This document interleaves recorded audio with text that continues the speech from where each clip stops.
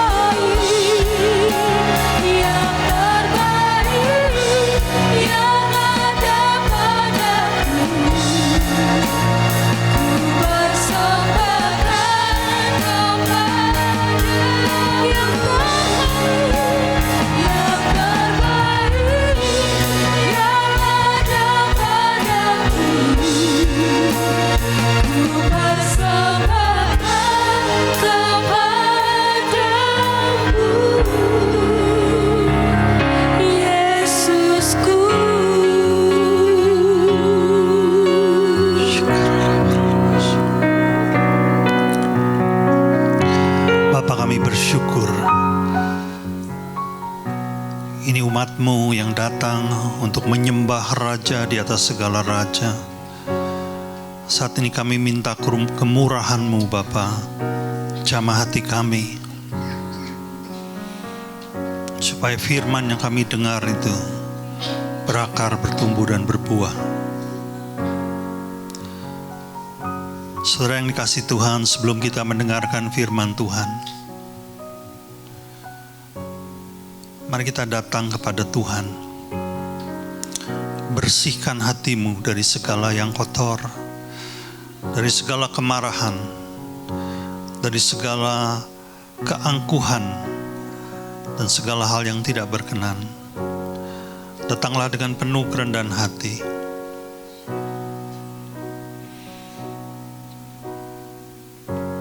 Seperti tanah yang subur dan siap menerima firman Allah. Haleluya Lord.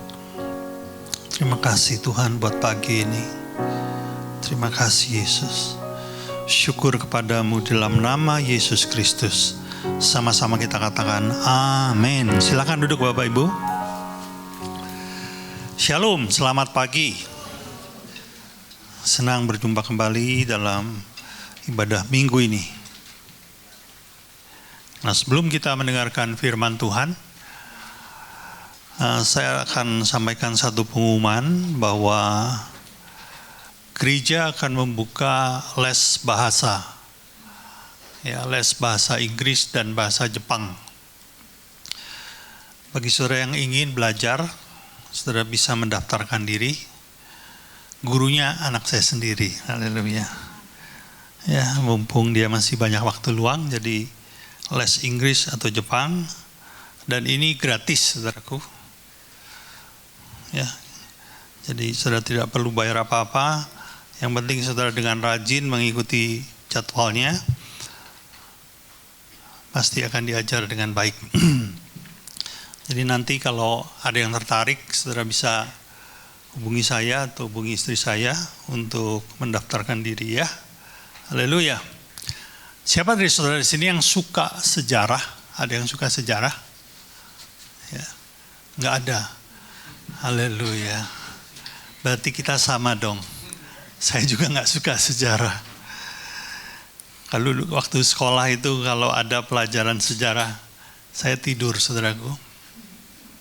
Agak membosankan ya. Tapi ternyata ketika saya mengenal Tuhan Yesus, saya baru menyadari bahwa Tuhan yang kita sembah itu Tuhan yang suka sejarah. Ya, mari kita lihat. Kita langsung melihat dari 1 Raja-Raja 15 ayat yang ketiga.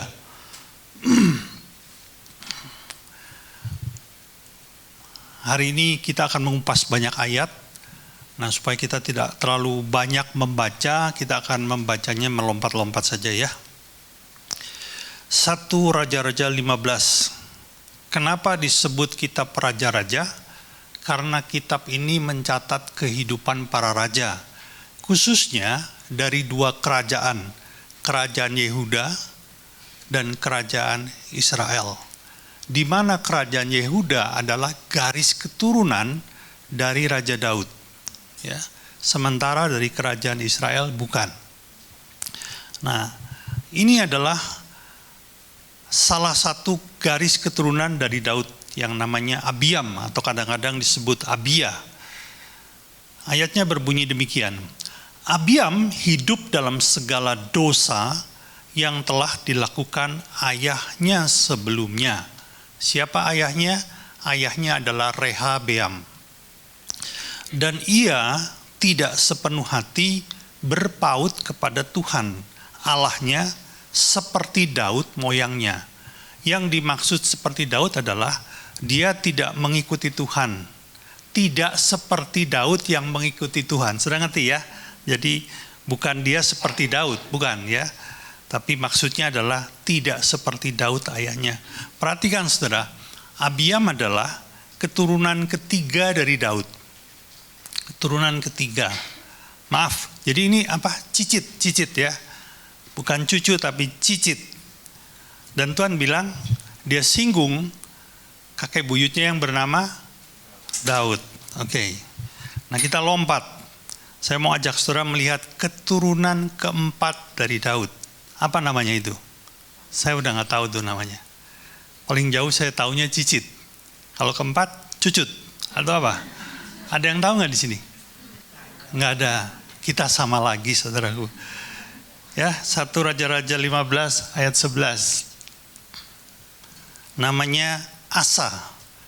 Asa melakukan apa yang benar di mata Tuhan, seperti Daud. Nah, kalau ini memang seperti Daud, ya. Karena sama-sama benar di mata Tuhan, Bapa leluhurnya. Sekali lagi, disinggung siapa? Daud, ya. Coba kita lihat satu ayat lagi. 2 Raja-Raja 16 ayat yang kedua.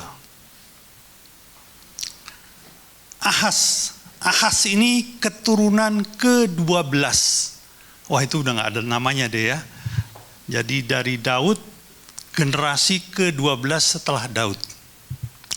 Ahas berumur 20 tahun pada waktu ia menjadi raja, dan 16 tahun lamanya ia memerintah di Yerusalem. Perhatikan, ia tidak melakukan apa yang benar di mata Tuhan Allahnya seperti Daud. Maksudnya tidak seperti Daud, ya, leluhurnya. Saudara, kalau saudara membaca seluruh keturunan Daud, selalu disinggung nama Daud. Yang ini seperti Daud, yang ini tidak seperti Daud. Terus menerus. Sebetulnya itu menyiratkan satu hal. Allah mau mengatakan bahwa harusnya mereka seperti Daud. Sebetulnya Tuhan ini sedang membawa Anda dan saya atau raja-raja pada zaman itu untuk melihat ke belakang, untuk melihat sejarah. Yaitu patokannya di sini adalah Daud, ya. Kalau misalnya Tuhan ini pakai basa Jawa gitu ya, pakai bahasa Jawa gitu ya, dia mungkin bilang, iki gak koyok bapake gitu, maksudnya bapak leluhurnya, bocah iki gak koyok bapake gitu ya. Orang Jawa kadang-kadang bilang gitu, bapak leluhurnya. Sudah tangkap satu hal yang penting di sini. Sesungguhnya Allah mau Anda dan saya ini belajar sejarah, khususnya sejarah dari kehidupan orang-orang benar. Karena di situ kita bisa mengenal Tuhan, di situ sebetulnya kita juga akan mengalami perubahan kehidupan. Saudara, tahukah saudara, orang yang mempelajari sejarah dari kehidupan orang benar, mereka memperoleh satu wisdom, kebijaksanaan. Ya. Tapi sayang sekali memang anak-anak muda zaman sekarang agak kurang berminat kepada sejarah. Oke lah, kalau sejarah negara-negara itu ya nggak terlalu lah. Tapi saya menekankan anak-anak muda di tempat ini, belajarlah sejarah Alkitab. Amin. Nah, hari ini kita mau mengajak kita belajar satu sejarah dari satu raja yang juga keturunan Daud. Yaitu keturunan kelima dari Raja Daud. Ada yang bisa nebak? Kalau ada yang bisa nebak, saya kasih hadiah. Ngawur aja, ada yang bisa nebak nggak? Hah? Aja siapa? Keturunan kelima setelah Daud, yaitu adalah Usia. Betul? Siapa yang tadi jawab Usia? Tadi yang jawab siapa sih?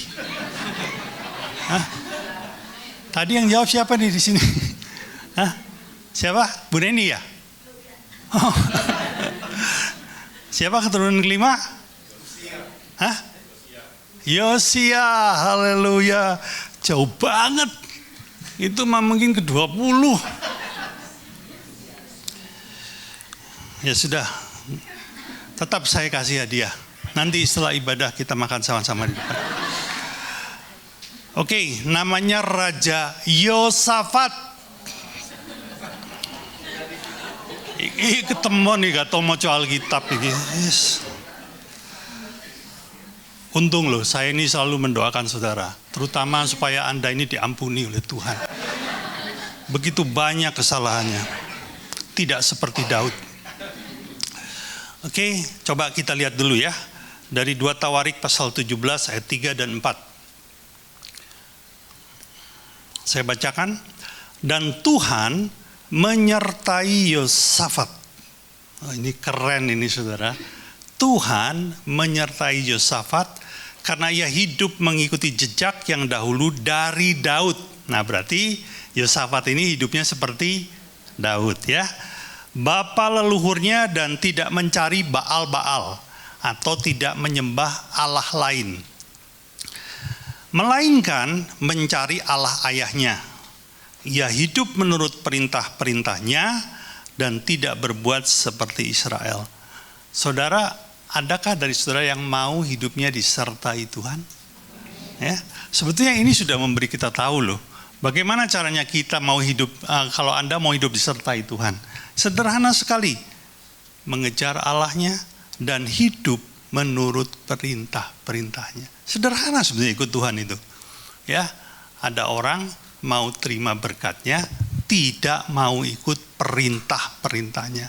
Ya, sama aja bohong saudaraku ya. Saya mau bilang ketika orang yang disertai Tuhan, bukan berarti orang yang tidak punya masalah dalam hidupnya. Sama aja saudara. Anda disertai Tuhan, Anda tidak disertai Tuhan, beras naik kita juga bayarnya juga lebih mahal. Bensin naik kita bayarnya lebih mahal. Tapi ada bedanya. Orang yang disertai Tuhan menghadapi masalahnya bersama dengan Tuhan. Nah ini bedanya saudara. Dan saya pastikan waktu Tuhan menyertaimu, apapun masalahnya, di ujungnya engkau akan jadi pemenang. Amin. Ya. Dan ini pula yang dialami oleh Yosafat saudara. Saya nggak akan bacakan ayatnya, saya cerita aja supaya lebih menarik. Yosafat ini adalah raja yang hidup benar. Sekali lagi, dia mengikuti teladan Daud. Menyembah Allah benar, menolak menyembah Allah-Allah lain. Dan dia hidup menurut perintah Tuhan. Ini dahsyat saudaraku. Dari segala hal yang mulia yang dilakukan di kerajaan Yehuda pada zaman Yosafat, ada satu hal yang luar biasa yang sangat menyenangkan hati Tuhan, yaitu bahwa si Yosafat ini ingin memastikan bahwa bukan hanya dirinya, tapi semua rakyat Yehuda hanya menyembah satu Allah, yaitu Allah yang benar. Bukan Allah-Allah yang lain. Kita tahu kerajaan Yehuda ini berulang kali jatuh bangun karena berzina secara rohani. Saudara tahu berzina ya? Dia menyembah Allah Israel, tapi dia juga menyembah dewa-dewa lain dalam waktu yang bersamaan. Nah, ini yang diberesin sama Yosafat. Bagaimana dia membereskan hal itu? Dia mengumpulkan orang-orang yang mengerti tentang Taurat. Lalu orang-orang ini diutus ke seluruh pelosok negeri untuk mengajar di setiap kota, di setiap tempat. Perintah Tuhan yang benar itu seharusnya bagaimana? Lalu setelah mereka mengerti, mereka dilarang lagi untuk menyembah berhala. Dilarang lagi untuk menyembah dewa-dewa lain. Dan hanya boleh menyembah Allah Israel. Dan ini adalah perkara yang dahsyat. Saudara tahu nggak? Untuk melakukan hal ini, Yosafat perlu menghabiskan waktu 25 tahun. Sampai karakter dari, maksudnya kebiasaan dari rakyat Yehuda ini berubah. Dari yang salah jadi benar. Semua tugu-tugu, semua bukit-bukit pengorbanan, semua tempat kuil-kuil berhala sama dia diruntuhkan. Supaya rakyat Yehuda nggak ada pilihan. Mau nggak mau dia hanya menyembah Allah yang benar. Itu yang dibuat, dan ini dia dilakukan nggak setahun 2 tahun tapi puluhan tahun. Hal ini sangat menyenangkan hati Tuhan, saudara. Dan akibatnya apa? Tuhan memberkati Yosafat bahkan seluruh kerajaannya. Kita lihat ya, mari kita lihat di 2 Tawarik pasal 17 ayat 10.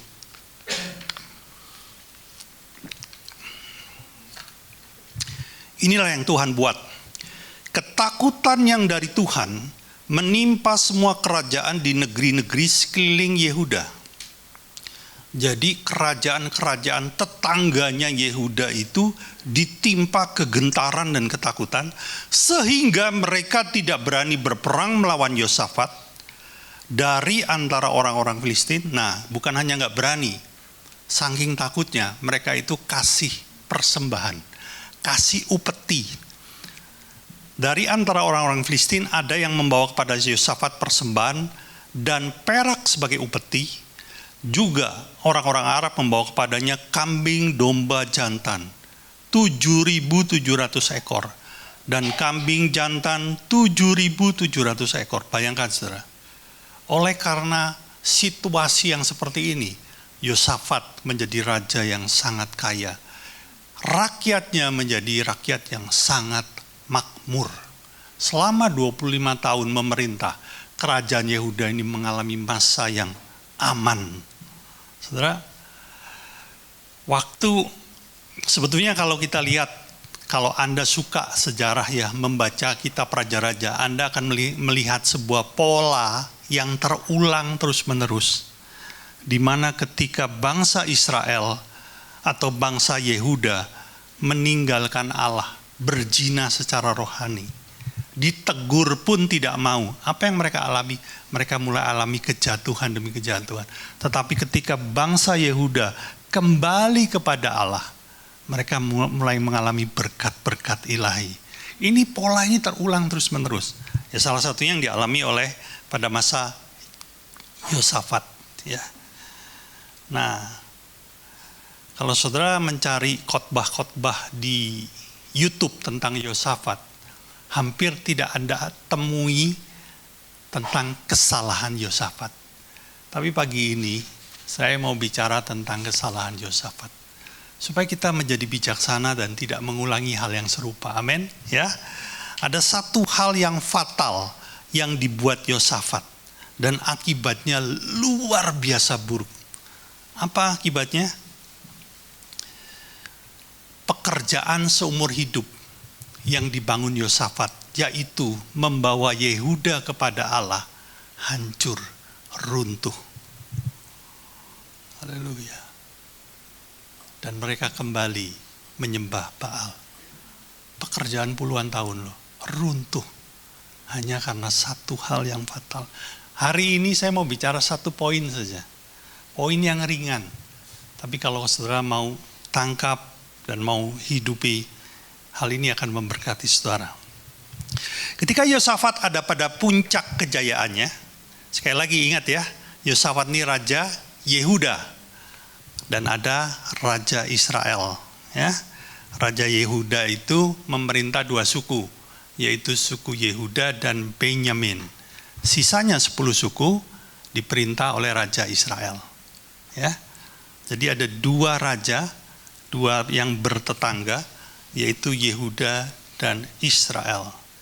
Nah, raja Israel pada zaman Yosafat memerintah itu adalah raja yang bernama Raja Ahab. Kalau ini pasti saudara hafal ya, Ahab. Ingat Ahab? Kalau nggak ingat, saya berhenti khotbah nih. Keterlaluan saudara. Ahab yang istrinya namanya, nah, ya, istrinya namanya Isabel ya. Haleluya. Yosafat menjalin persahabatan dengan Raja Ahab. Dan kita tahu Raja Ahab ini penyembah berhala. Dia tidak menyembah Allah yang benar. Bahkan dia membenci Allah Yehuda loh. Jadi hal ini terjadi berulang-ulang. Ya, saya agak bingung. Seorang raja yang punya gaya hidup yang benar, menyembah Allah yang benar, bisa bersahabat dengan raja yang punya gaya hidup berlawanan. Ya. Kenapa kok bisa begitu ya? Nanti kita akan kupas, tapi saya mau bilang begini saudara. Kita kadang-kadang kan belajar tentang kebaikan. Ya, orang Kristen tuh katanya harus baik. Tapi saya mau bilang begini saudara. Kebaikan yang benar itu ada batasnya. Kebaikan tanpa batas itu salah. Batasnya apa? Jangan sampai karena engkau mau berbuat baik kepada seseorang, engkau sampai melanggar firman. Itu batasnya. Saudara mengerti ya? Nah, Yosafat ini di sini kesalahannya. Loh Bapak kok tahu kalau Yosafat bersahabat dengan Ahab? Ya oke. Kita lihat ya. 1 Raja-Raja 22 ayat yang keempat. Kita melompat-lompat aja ya. Lalu katanya ini kata si Ahab. Kata si Ahab kepada Yosafat, maukah engkau pergi bersama-sama aku untuk memerangi Ramot Gilead?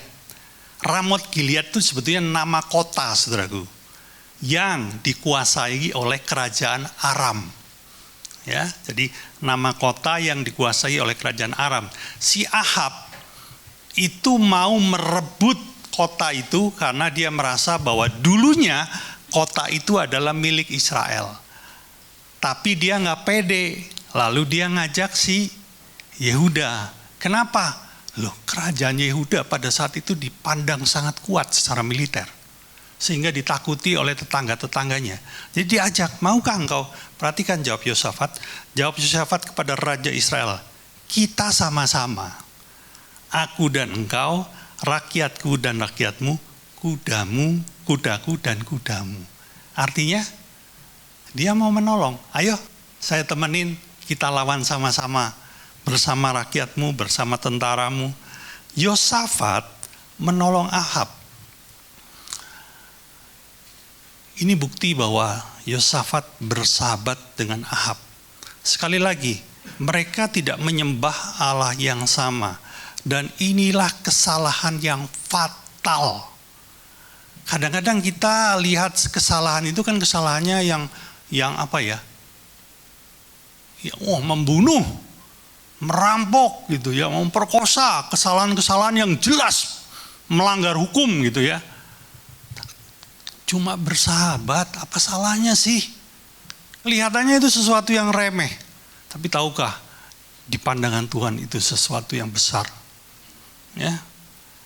Ketika Yosafat membantu berperang Raja Ahab, dan sebetulnya itu bukan kehendak Allah. Bahkan Allah mengizinkan mereka dikalahkan. Lalu Tuhan mengutus seorang nabi untuk menegur Yosafat. Luar biasa. Coba kita lihat ya. 2 Tawarik 19 ayat 2. Oke. Bunyinya begini. Ketika itu Yehu bin Hanani, pelihat itu, pergi menemuinya dan berkata kepada Raja Yosafat. Perhatikan apa katanya. Sewajarnyakah engkau menolong orang fasik?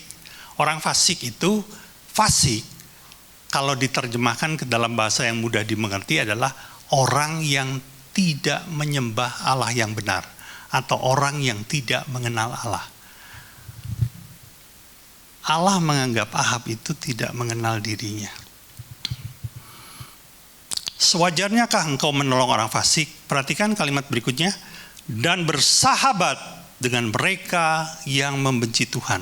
Karena hal itu Tuhan murka terhadap engkau. Saudara, ternyata kesalahan yang dipandang remeh ini luar biasa besar di mata Tuhan. Tapi saya mau bilang begini, saudara. Yosafat itu dikasihi Tuhan. Saya percaya Anda dan saya ini dikasihi Tuhan. Apa yang terjadi ketika orang yang dikasihi Tuhan melakukan dosa? Tuhan akan selalu kirim teguran. Dalam hal ini, Yosafat, Yehu bin Hanani diutus untuk menegur Yosafat. Kalau saudara masih ingat, Daud setelah dia menguasai Batsheba, istri Uria, juga ditegur oleh siapa?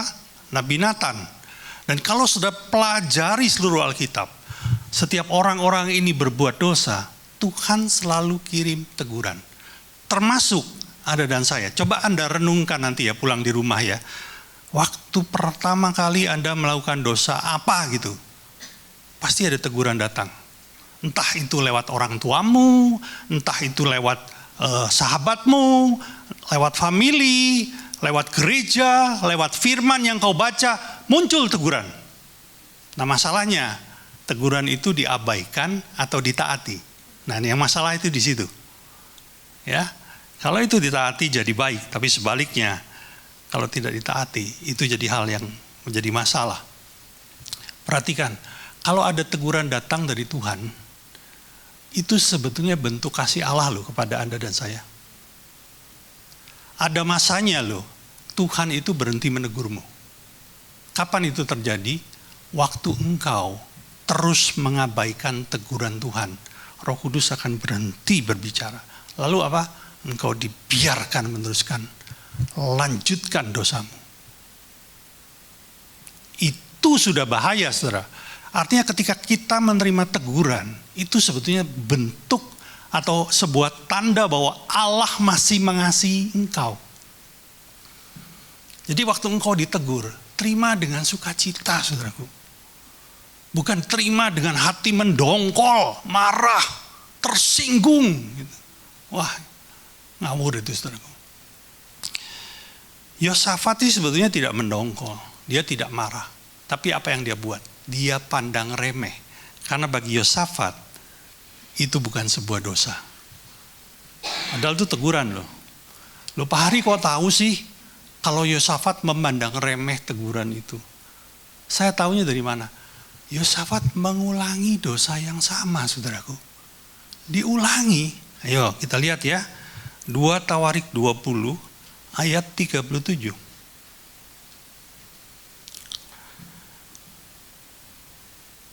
Ya. Eliezer ini adalah hamba Allah, ya saya bacakan.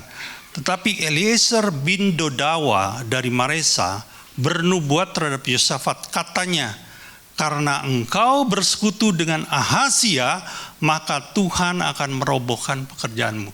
Ahazia itu siapa? Ahazia itu anaknya Ahab. Jadi waktu Ahab mati, anaknya naik tahta jadi raja menggantikan Ahab. Dan Ahazia sama-sama penyembah berhala seperti bapaknya. Padahal waktu Yosafat bersahabat dengan Ahab, Tuhan sudah tegur. Engkau bersahabat dengan orang yang salah. Begitu Ahab mati, diulangi lagi. Dia bersahabat sama putranya yang sama-sama jahat seperti Ahab. Ini namanya rodok dablek, saudara ya. Enggak sampai di situ. Kalau Ahazia anaknya Ahab, namanya Ahazia bin Ahab, ya, artinya Ahazia anak Ahab. Nah kebetulan nama anak dari raja siapa? Yosafat.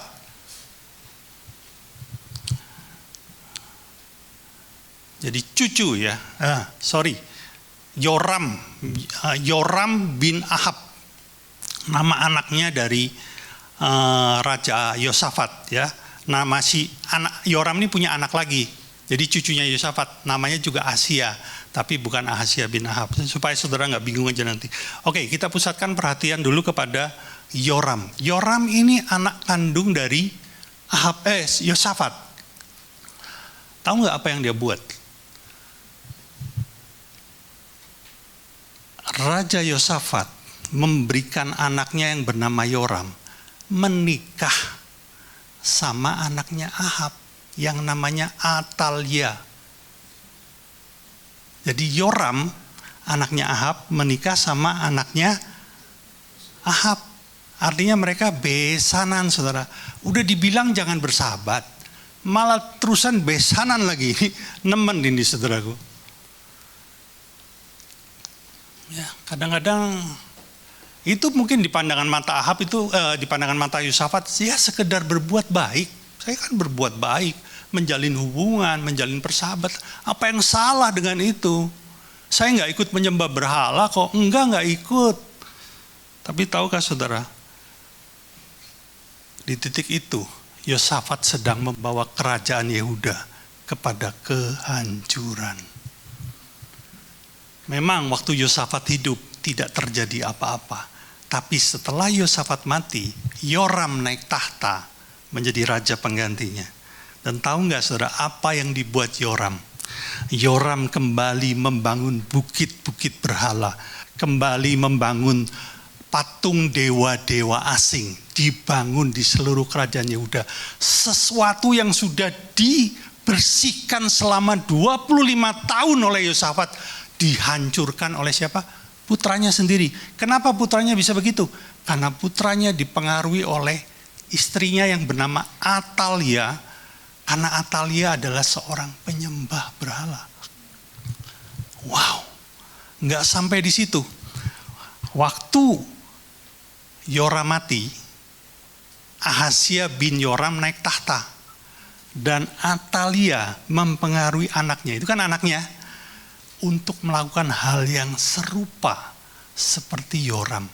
2 generasi di bawah Yosafat hancur. Hanya karena apa? Salah memilih sahabat. Coba kita lihat ya. 1 Tawarik 21 ayat 6.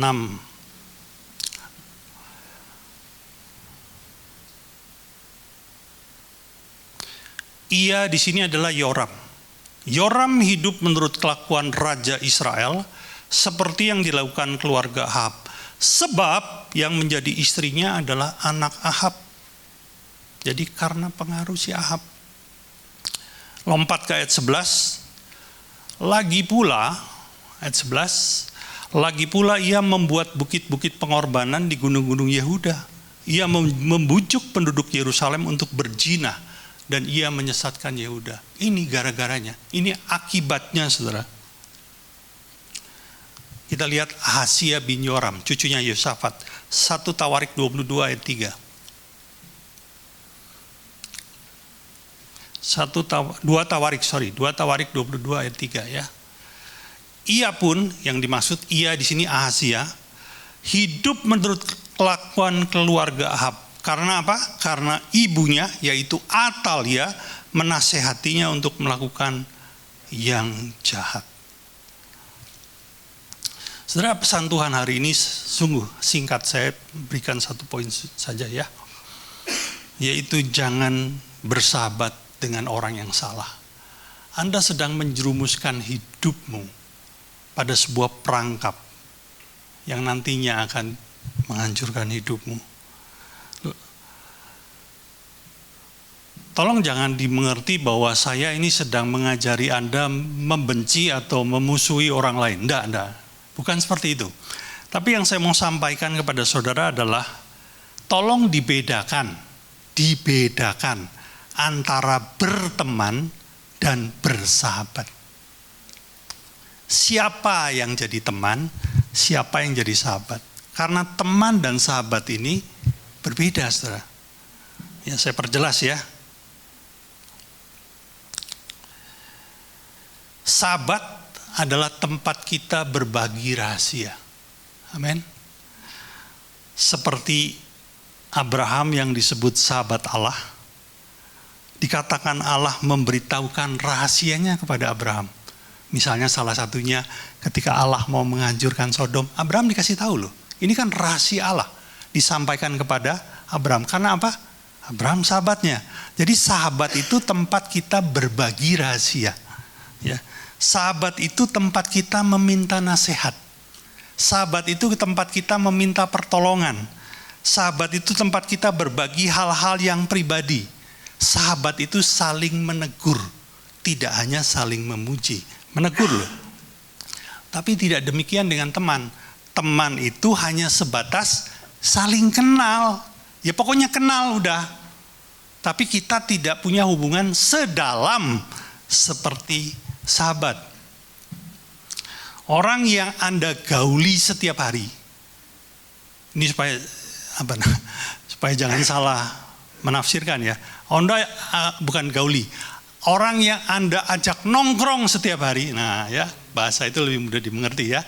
Nongkrong setiap hari, teman ngobrol setiap hari, itu sahabatmu.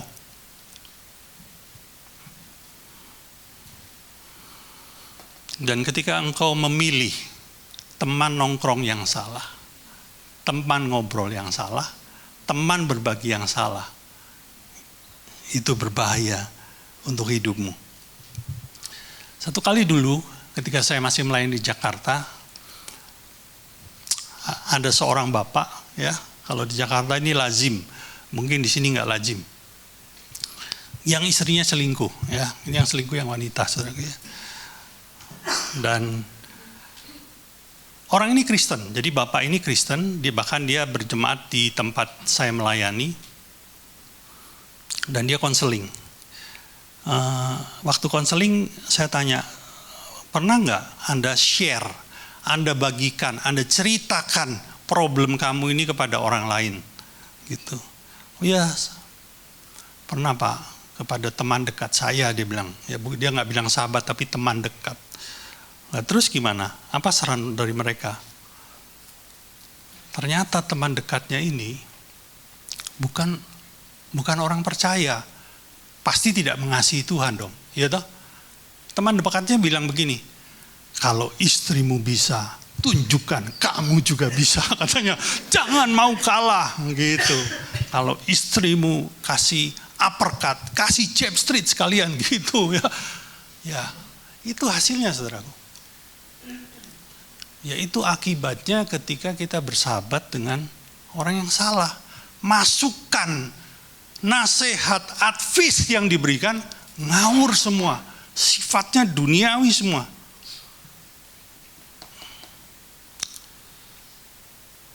Di sini kan banyak anak muda juga ya. Saya pernah bilang ini, tapi saya ingin mengulang lagi. Ya, bagi yang bapak ibu yang cari mantu, ya, bagi anak muda yang cari pasangan hidup, itu nggak ada yang salah dengan itu, saudaraku. Tapi kan pingin mendapatkan yang terbaik. Salah satu tips, ya, Anda mau lihat nih, ini laki-laki calon mantumu ini benar atau enggak? Ya. Kan susah, kenal baru ya toh. Ya salah satu cara yang mudah, lihat dengan siapa dia biasanya nongkrong. Kalau dia nongkrongnya sama dengan para peminum,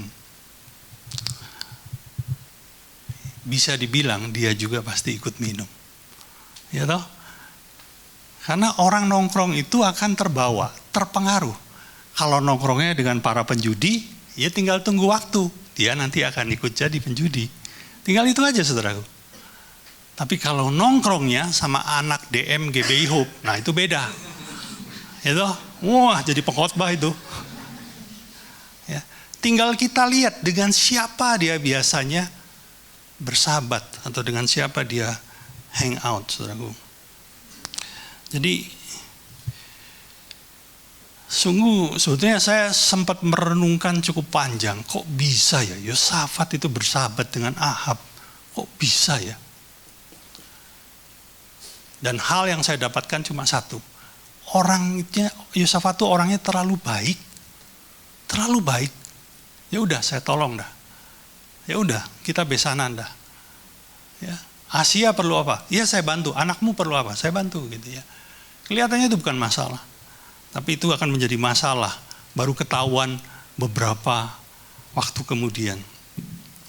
Oleh karena itu, saudaraku, pesan hari ini cuma sederhana sekali. Pilihlah sahabat yang tepat. Bersahabatlah dengan orang yang tepat, saudaraku. Dan saya cuma mau kasih 2 tips saja. Orang yang bisa saya jadikan sahabat itu yang seperti apa? Ya, jadi saya nggak mau berpanjang-panjang lah. 1, orang yang mengasihi Tuhan. Dan orang yang mengasihi Tuhan itu, maaf ya, bukan berarti orang yang selalu ke gereja. No. Kata Alkitab apa? Orang yang mengasihi Tuhan adalah, Yesus bilang apa? Kalau engkau mengasihi aku, maka engkau akan menuruti segala perintahku. Tanda orang mengasihi Tuhan adalah dia hidup sesuai dengan perintah Tuhan. Engkau bisa lihat hidupnya. Yang kedua, orang yang membawa pengaruh yang benar. Ya, kayak yang tadi tuh, istrimu bisa, kamu juga bisa. Itu pengaruh yang buruk, saudaraku. Kenapa sih sampai terjadi perselingkuhan? Karena dia salah memilih sahabat. Salah memilih pergaulan. Seandainya saja tidak, itu nggak akan terjadi. Jadi pilihlah orang yang membawa pengaruh yang benar. Pengaruh yang benar ini seperti apa? Contohnya, orang yang tidak membawa berita kebencian. Ya, kadang-kadang, maaf nih, untungnya bukan jemaat GBI Hope, orang luar sana ya, itu suka gosip saudara. Ya, dan gosip itu kan pasti hal yang negatif dong. Ya, nggak mungkin disebut gosip kalau hal yang positif. Kamu tahu nggak?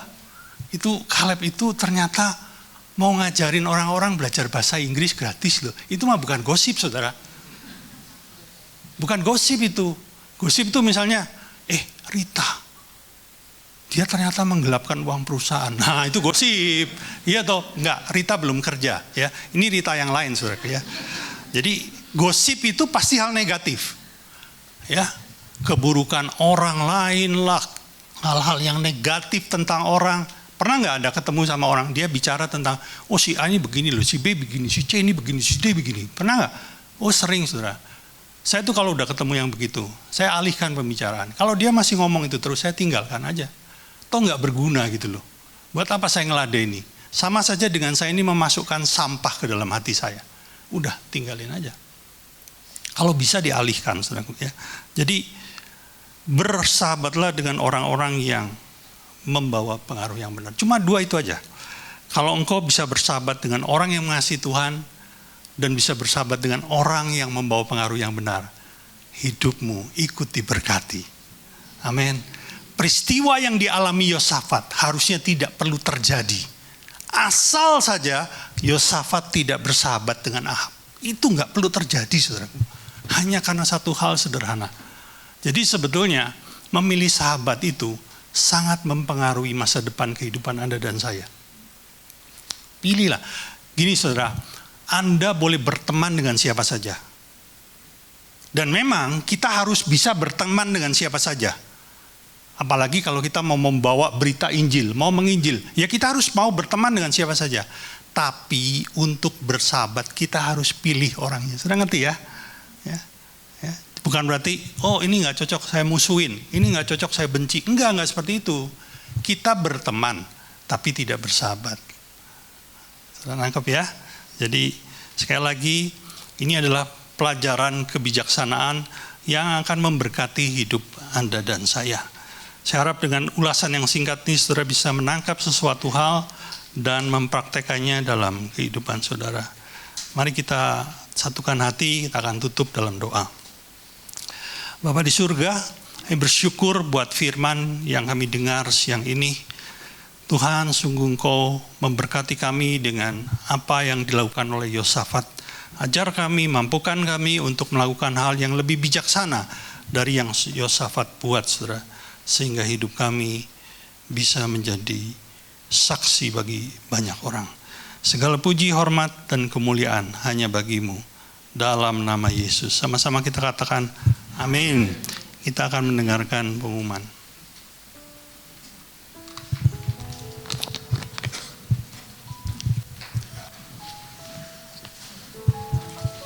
Shalom.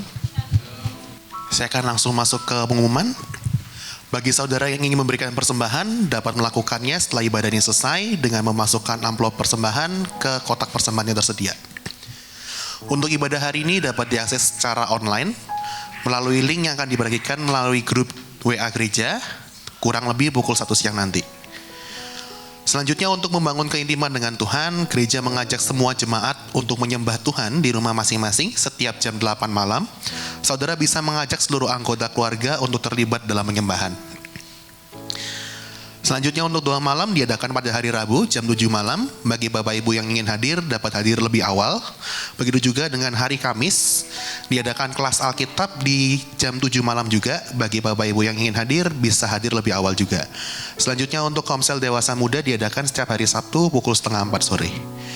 Itu aja untuk pengumuman. Saya undang Bapak Ibu jemaat untuk bangkit berdiri. Kita tutup ibadah ini dengan berdoa. Tuhan Yesus yang baik, kembali lagi kami ke hadirat-Mu ya Tuhan. Kami bersyukur Engkau sangat baik. Engkau mengizinkan kami untuk beribadah, memuliakan nama-Mu, memuji nama-Mu, dan juga mendengarkan firman-Mu ya Tuhan. Terima kasih Tuhan, kami sangat bersyukur. Biarlah firman yang kami terima hari ini bisa tertanam kuat dalam hati kami, berakar, bertumbuh, dan berbuah lebat dalam kehidupan kami. Kami juga berdoa bagi pembawa firman, Pak Hari, gembala kami. Berkatilah ia pelayanannya, penggembalaannya, sehingga melalui penggembalaannya kami domba-dombanya semakin mengenal-Mu. Berkati juga kesehatannya dan juga istri serta anak-anaknya ya Tuhan.